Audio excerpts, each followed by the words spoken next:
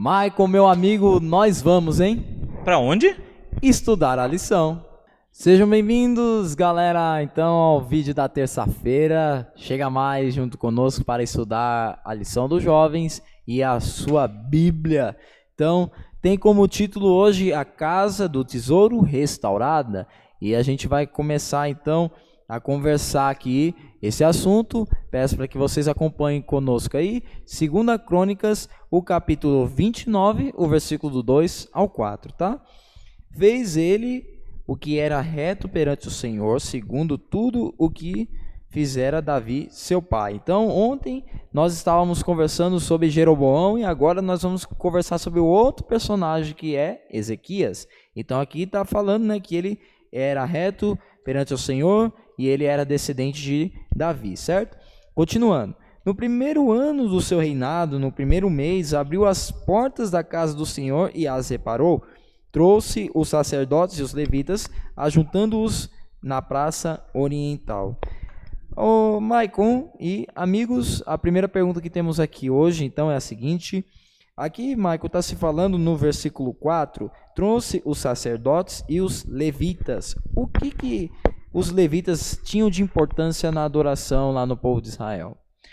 Os levitas da tribo de Levi, eles eram pessoas designadas especificamente para os trabalhos no santuário. Certo. Para toda a parte espiritual, vamos se supor assim, para as pessoas ficarem mais fáceis de entender. Ok. Quando, inclusive, o povo tomou a terra prometida, a terra que manda leite e mel, a tribo de Levi ela não teve terras, ela não teve posse. Porque eles ficaram designados para essa função específica dos trabalhos de holocausto e tudo mais. E, através da devolução dos dízimos e também da doação das ofertas, era o que mantinha a casa e era aquilo que também era o sustento deles. Então, para você ver, quem atua na obra era sustentado por ela. E isso é até hoje.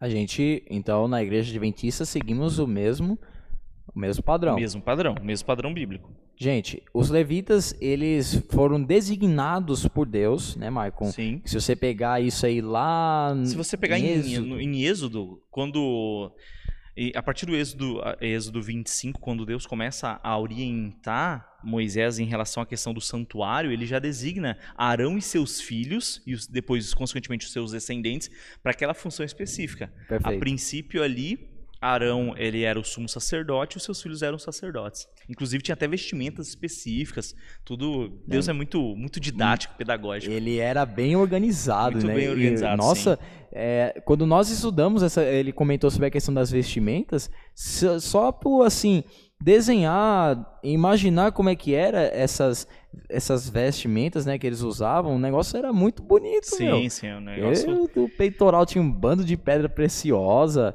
Era para realmente mostrar que o povo de Deus, ele era um povo especial, né, Michael? Que os levitas, eles realmente estavam ali lidando com toda a questão espiritual. Então, eles eram um povo designado por Deus para que cuidassem da vida espiritual do povo inteiro. Sim, Olha que responsabilidade eles tinham, hein? A segunda pergunta: por que a prática do sistema da Casa do Tesouro é essencial como parte do reavivamento espiritual? Aqui começa, Michael, falando que a primeira coisa que Ezequias fez no seu reinado foi o quê? Aqui no verso 3, abrir as portas da Casa do Senhor e a reparou. Por que o sistema da Casa do Tesouro é essencial para o reavivamento espiritual? Imagine você ter uma casa... E você tem as suas regras, você tem suas condições, e aí você aluga ela no Airbnb. Certo. E a pessoa tem que seguir aquilo. E a pessoa não segue. Quando você volta e você vê aquela bagunça, e você não encontra do jeito que você quer, o que você vai fazer? Organizar. É o jeito, né? A casa de Deus não é diferente. Ezequias sabia a lei. Ele sabia o que Deus tinha determinado. Sim. E ele sabia a função dos levitas. Quando ontem nós falamos sobre Jeroboão, ele bagunçou todo o sistema.